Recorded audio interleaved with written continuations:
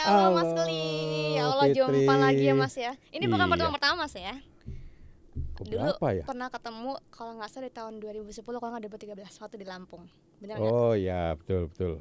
Bener kan? Terus di tradisi ya. Di tradisi waktu itu ada yang bawa. Nah, ya. Jangan disebut Mas, takutnya ada yang marah. Gimana sehat Mbak Fitri? Alhamdulillah sehat. Mas Geli sehat Mas? Alhamdulillah. Dulu Mas Geli sempat sakit kan Mas ya, tapi alhamdulillah sekarang udah sehat banget nih. Ya, Buger lagi badannya. alhamdulillah sih normal, udah berat badan. Tinggal mungkin ada sedikit otot yang terganggu lah. Gitu. Jadi tangan juga nggak bisa full sampai ke atas. Oh gitu. Emang kenapa tuh Mas? Waktu itu saya didiagnosa kanker kulit. Kanker kulit. Letaknya di punggung sebelah kanan. Ya alhamdulillah mungkin juga kalau kita tidak bicara Allah, kalau bicara MP ya apa ya, mendukung. Karena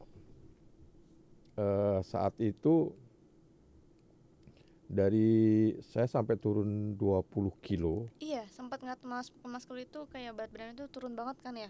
Waktu Fitri kan sempat tuh jengukin kan ya sama keluarga bapak sama ibu itu kan. Iya. Dan sekarang tapi udah buger lagi Mas. Udah kelihatan segar badannya. Alhamdulillah berat badan juga sudah kembali normal. Itu juga makanya saya bilang kalau di luar kekuasaan Allah ya, kalau saya merasakan manfaat merpati putihnya. Luar biasa Mas ya manfaatnya. Karena kalau dibilang itu kanker ganas. Oh termasuk kanker ganas itu? Iya. Kanker kulit. Dokter udah maksudnya kanker ganas. Selisih 3 minggu lah atau kurang lebih sebulan nggak dioperasi, itu semakin menjalar ke arah dalam sampai paru-paru. Dan alhamdulillah juga mungkin saya dicek semua organ dalam bagus. Padahal saat itu saya juga termasuk perokok ya. Tapi alhamdulillah paru-paru bagus, jantung bagus. Kemudian saat di ventilator itu biasanya kondisi seperti itu bisa minimal 4 hari. Nah, sedangkan saya waktu itu hanya 2 hari.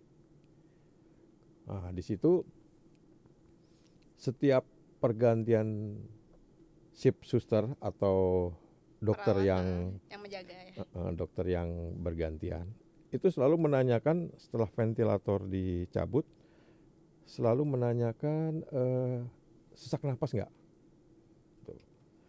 Karena sering ada pertanyaan itu, akhirnya saya memberanikan diri nanya ke dokternya, dok, kenapa sih kok setiap saat pergantian shift baik suster maupun dokter selalu yang ditanyakan pertanyaan yang sama? Sesak napas apa enggak gitu? Oh itu Pak, biasanya seorang habis lepas dari ventilator, dia merasakan sesak napas. Dengan saya sama sekali nggak merasakan itu. Mungkin karena efek dari latihan olah napas. Saya duganya seperti itu. Mungkin karena latihan merpati putih, jadi ya mungkin Mbak Fitri tahu kan jantung dan paru-paru yang kita latih gitu loh. Itu di luar dari kekuasaan Allah. Emang Mas Geli sendiri tuh latihan merpati putih dari tahun berapa sih Mas? Saya latihan dari tahun 80. Terdaftar di Kolat Rai. Kolat pertama. Rai itu singkatan dari Remaja Ahmad Yani. Itu seperti kalau di luar Karang Taruna. Tapi karena ini di Komplek Kopassus, jadi binaan dari Kopassus, Remaja Ahmad Yani. Kalau di Kopassus yang di grup 1 itu Remaja Gatot Subroto. Nah, kalau yang di Kartosuro atau grup 2 itu Remaja Slamet Riyadi. Banyak juga ya Mas kelompok-kelompok yang gitu ya? Iya, satu lagi yang di Pusdik Batu Jajar itu namanya Remaja Ijon Jambi. Nah, dulu pertama kali pelatihnya Mas Kul itu siapa, Mas? Pelatih saya itu kebetulan banyak, Pak, Oh, dulu banyak. banyak.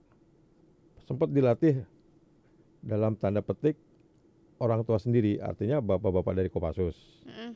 Kemudian dilatih oleh Mas Suci yang sekarang Dewan Guru. Iya. Kemudian almarhum Mas Tonton. Kemudian juga ada almarhum Mas Yuda.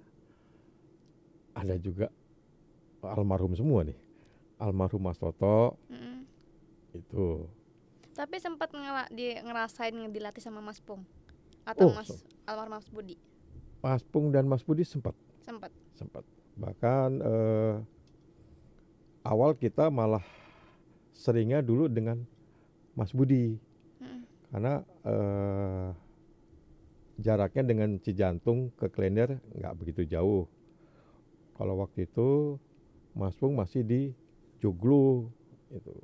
Nah, dilatih lah kita sering ke sama Mas Budi. Berarti kalau misalnya dari sama Mas Budi lebih ke apa? Kayak misalnya apa sih getaran gitu, Mas ya?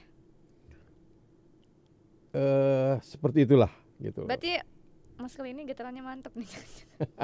Aduh, Opal nggak takut nih pikirannya dibaca sama Mas Kul nih? Ya ada menarik waktu itu.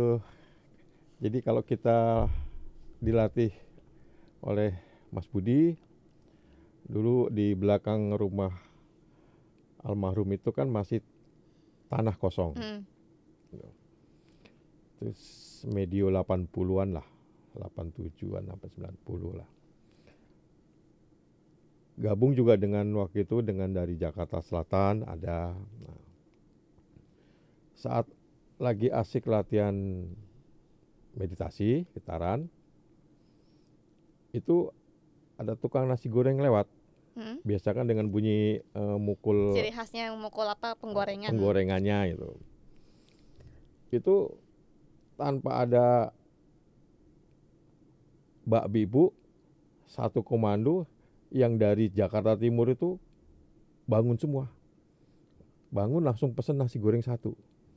Mas Budi cuma geleng-geleng kepala aja. Kenapa gitu, Mas?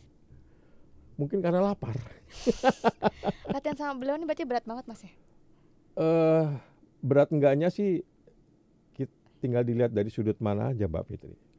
Karena waktu itu kita memang apa ya, benar-benar suka. Jadi ya diberikan perintah apapun ya kita jalani dengan senang hati gitu loh. Kita nggak mikir wah ini berat atau enggak, udah senang. Suruh perintah guru besar seperti ini. Bahkan kami pernah dilatih untuk leye maju, leye depan. Itu 3 bulan. Cuma latihan itu doang? Latihan itu aja. Nggak bosan, Mas? Seminggu 2 kali. Itu dia. Tadinya sempat wah, namanya masih jiwa muda. Ini latihan kok gini aja. Iya, bosan pasti, Mas ya. Tapi anggota nggak ada yang berkurang nih? Maksudnya anggota gimana nih? Maksudnya yang latihan sama Mas Bodi yang misalnya tadinya 10, tetap 10 kah selama 3 bulan enggak. itu atau berkurang? Angkatan saya kebetulan memang stabil. Jadi di Jakarta Timur pun angkatan saya termasuk angkatan yang kedua. Gitu sama sekali. Jadi saat itu juga memang kebetulan juga usianya hampir sama. Sampai sekarang pun masih kompak. Alhamdulillah. Jadi dilatih Mas Budi dengan hanya leye aja kita berkurang. Tetap datang latihan. Tapi sempat tanya nggak sih, Mas, 3 bulan latihan leye doang gitu? Ini apa sih gitu nggak sih? Nggak berani. Jadi cuman selama 3 bulan cuma latihan leye gitu-gitu aja ngelakuin, dengerin kemudian ngelakuin lah ya. Selama 3 bulan nggak ada nanya ini apa sih, Mas? Oh, latihannya begini aja, bosan atau apa gitu? Enggak. Karena takut. Kita perintah laksanakan aja dah. Namun ya setelah berapa tahun, nggak bertahun-tahun lah. Pada saat kita ujian perkelahian bebas, baru terasa di situ manfaatnya benar-benar. Jadi kalau boleh saya ambil kesimpulan, melatih refleks supaya manusia diserang tidak naluri mundur, tapi cukup menghindar ke samping, mendekati lawan, kemudian menyerang. Jadi itu manfaat dari latihan leye selama 3 bulan. Ya. Mungkin kalau sahabat MB kalau misalnya modelannya kayak saya ataupun anak-anak milenial zaman sekarang nih Mas ya, pasti bakal nanya, ih bosan banget gak sih latihan 3 bulan begitu aja gitu kan? Ya. Pasti. Ya. Saya sekarang juga masih mengamati, memang generasi 90 ke bawah lah ya, itu berbeda dengan generasi sekarang. Iya Mas, pasti ada perbedaan ya. Jauh sekali Mas. Kalau generasi dulu umpamanya salah dihukum, itu besok jam latihan masih hadir. Kalau generasi sekarang begitu dapat hukuman besok menghilang. Besok udah hilang. Bener-bener. Itu yang sangat-sangat jauh berbeda. Yang sekarang lebih baik senam jempol 2 jam daripada cari keringat di luar latihan. Karena mereka belum mikir jangka panjangnya Mas untuk kesehatan gitu kan ke depannya. Ya. Dan yang sepengetahuan saya, semua bela diri sekarang mengalami gradasi. Karena memang era digital, milenial, semua baik dari silat maupun dari perguruan-perguruan bela diri yang dari luar pun mengalami gradasi. Minim sekali sekarang kekurangan. Ya itu tadi saya bilang lebih baik 2 jam untuk senam jempol. Nah, senam jempol daripada ini. Tapi gimana ceritanya sih Mas, dulu kan Mas Klin di Lampung ya? Kemudian kok bisa ada di Jakarta gitu? Itu emang suka pindah-pindah ngelatihnya atau gimana sih Mas? Sebenarnya kalau awal saya dari Jakarta. Oh emang dari Jakarta sebelum yang waktu yang di Lampung itu? Bukan, saya dari Jakarta Timur. Terus dapat tugas ngelatih di Lampung? Ya, waktu itu almarhum Mas Pung perintahkan ke saya untuk mengembangkan di Lampung. SGC dulu Mas ya? SGC, Sugar Group Companies. Itu awalnya saya kaget gitu. Karena belum pernah dari kota tiba-tiba masuk hutan. Di sana kan banyak perkebunan gitu kan, tebu ya. Bukan banyak perkebunan, memang di kebun tebu. Kebun semua ya. Memang kebun tebu semua gitu loh. Bisa dibilang kalau tidak salah semua tuh luasnya 120.000 hektar, kebunnya itu sekitar 80.000 hektar. Kalau nggak salah seperti itu. Jadi memang sejauh mata memandang ya tebu. Iya, dilihat tebu. Nah, waktu itu SGC punya program buat merpati putih. Nah, disitulah kita mulai mengembangkan karena memang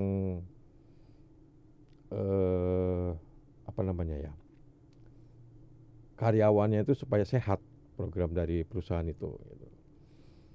Di situ ada 3 kolat, total semua satu cabang itu ada sekitar 4.500 anggota yang latihan. Ya. Banyak banget, dan itu yang latih Mas Keli? Koordinator Mas Keli, tapi banyak pelatihnya kan? Banyak, ada 3 tempat, 3 kolat lah ya. Itu total semua ada 15 pelatih. 15 pelatih untuk ngelatih 4.500? Iya. Wow, itu banyak banget loh Mas, 4.500. Lumayan, itu kalau saat UKT atau ujian, kita kan beli materialnya di Jakarta seperti Dragon dan Flat. Berarti dulu sistemnya kayak misalnya beli di Jakarta kirim ke Lampung? Iya, kita beli dari Jakarta, bukan dikirim. Kita dari perusahaan yang membeli dan mengambil bawa truk gitu. Itu kalau pas di Merak, itu kan pakai truk besar, tidak terlihat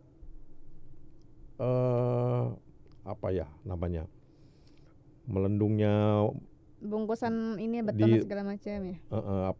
Di truknya itu, di baknya itu tidak kelihatan tinggi, yang terlihat beratnya.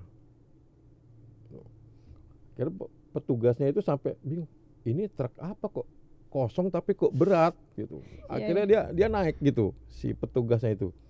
Begitu dilihat ya besi, dragon dan plat lah itu. Berat emang kan itu, apalagi banyak kan. Ya bayangin aja Mbak Fitri, kalau 4.500, kalau dragonnya satu orang 2 aja udah. Iya, udah banyak, aduh gak kebayang. Dan itu kalau ujian kita sebulan. Oh, ujiannya sebulan karena saking banyaknya masa nih ya? Saking banyak, karena ya betul. Selain itu juga karena di sana kan karyawannya juga shift gitu. Jadi nggak semua langsung bisa ujian gitu. Jadi ada 3 kolat. Satu kolat itu bisa 2 minggu gitu. Shiftnya bergantian ujiannya, termasuk pembacaan gitu. Dan itu kalau di sana apa ya, guru besar almarhum Mas Pong itu senang karena suasana yang masih asri. Karena biasa di Jakarta hiruk pikuk. Kalau di sana kan suasananya namanya hutan tebu ya, udaranya masih sejuk ya. Senang sekali almarhum udah sana. Nah, waktu Mas Keli pindah lagi ke Jakarta tahun berapa sih Mas? Makanya ketika saya ketemu Mas Keli waktu yang tradisi tuh kan dibawa orang, dikenal sama Mas Keli nih. Loh, kayaknya saya pernah kenal sama Mas Keli, biasanya kan begitu kan. Ini mah yang di Lampung kan. Terus ketemu lagi kan kita waktu ditradisikan dikenal sama seseorang. Emang tahun berapa Mas pindah waktu ke Jakarta? Dari Lampung. Dari Lampung. Saya dari Lampung itu setelah almarhum Mas Pung meninggal. 2014. Jadi Mas Pung meninggal itu bulan Mei. Saya di bulan Oktober pindah ke Jakarta. Kembali ke Jakarta. Nah, sekarang ini kan Mas Keli ini kan jadi perangkat Dewan Guru nih ya. Bedanya perangkat Dewan Guru dengan Dewan Guru itu apa sih Mas? Ya perbedaannya kalau dibilang perangkat itu sekarang lagi magang lah. Oh, lagi magang. Istilahnya perangkat. Gitu loh. Calonnya lah ya. Ya sama tugas pokoknya ya sementara ini membantu Dewan Guru gitu. Dewan Guru ya butuh apa ya kita all backup semuanya itu. Jadi job desk-nya perangkat Dewan Guru dengan Dewan Guru pun beda ya Mas? Beda gitu. Beda sekali. Kalau untuk Dewan Guru sendiri Mas Keli tahu nggak untuk job desk-nya seperti apa? Sepengetahuan saya untuk Dewan Guru itu ya pertama selain membuat dengan pewaris membuat kurikulum, juga menjadi pusat litbangnya keilmuan. Nah, nanti dikaji oleh Dewan Guru dan pewaris, kemudian kalau memang sudah oke ya diberikan ke anggota untuk dimasukkan di kurikulum atau sisipan keilmuan. Berarti bisa dikatakan Dewan Guru ini yang nantinya bakal mengarahkan banyak orang untuk tentang keilmuannya. Dan bisa dibilang juga seorang yang apa ya, kayak misalnya menjadi Dewan Guru tuh sudah pasti ilmunya banyak banget dong Mas. Ya otomatis ya karena ini kan perguruan bela diri gitu. Apalagi perguruan besar.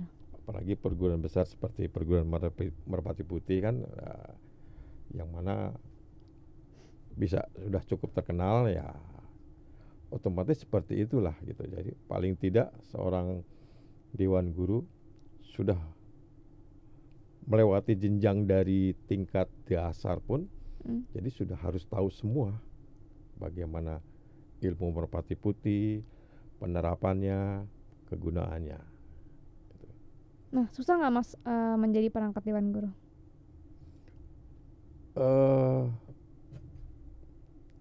Kalau dibilang kembali lagi, dibilang susah atau enggak ya tergantung kita sih. Tergantung individunya. Karena kita sudah diberikan mandat dan kita suka, ya udah kita laksanakan aja gitu. Dengan ikhlas ya pasti enjoy. Berarti ini setelah ini Mas Keli bakal jadi Dewan Guru ya? Amin. Saya bantu amin nih Mas. Itu dia. Saya masih merasa apa ya, masih kurang untuk jadi seorang Dewan Guru. Tapi kan yang menilai nanti orang lain, pewaris dan Dewan Guru itu menentukan. Kalau saya sih lebih enjoy yang sekarang aja deh. Masa mau jadi perangkat terus nggak mungkin, pasti harus naik level dong dari perangkat jadi Dewan Guru. Ya makanya kembali lagi itu Mbak Fitri, itu kan amanah gitu loh, yang harus benar-benar kita jaga. Nah itu kan amanah itu sebagai Dewan Guru kan berat sekali gitu. Bagi saya lah gitu. Karena itu tugas dan nantinya kan harus dipertanggungjawabkan. Iya, keilmuan apa nih yang bakal di-share ke anggota Merpati Putih. Pasti kan akan ada kurikulum yang baru gitu, masih pembaharuan. Betul. Bukan hanya di situ juga, tapi nextnya kan pertanggungjawaban kita setelah di akhirat nanti. Iya benar. Nih Mas Keli kan kalau untuk ngelatih itu kan ada banyak banget nih jam terbangnya ya untuk jadi pelatih. Pernah ngedengar juga sih Mas Keli itu ngelatih di Kopassus, kemudian di AU, di BAIS itu kan. Crash program saya ngelatih sehari itu 7-8 jam. 7-8 jam ngelatih? Sehari. Ada yang mau jadi ikut latihan? Ada cerita menarik nih Pak. Apa tuh?